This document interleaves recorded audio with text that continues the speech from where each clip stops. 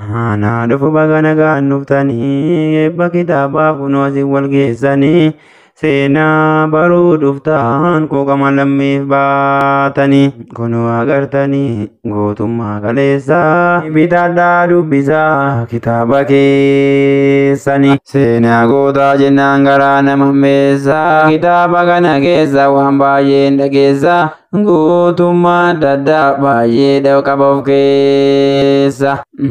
Banaa ilaalaa hundi obbolaati bitadhaa dubbisaa kitaaba keessanii egaa warri dubbiftan baga milkooftanii agartan gootota shanan gibee keessa. Kunoo arras ba'ee waraqaa tarreessa kana booda maal walirra keessa dhiisii wal kabajii tokkummaaf si malaa bitadhaa dubbisaa kitaaba keessanii.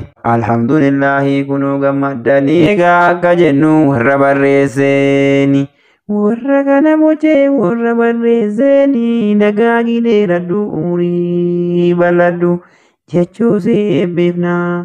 Obbolaa eekwaanii nabaanii jaafi galatoomii. Galanni ilma namaa badduudha silaan beekanii galanni kan rabbii jaalusaan shakkini.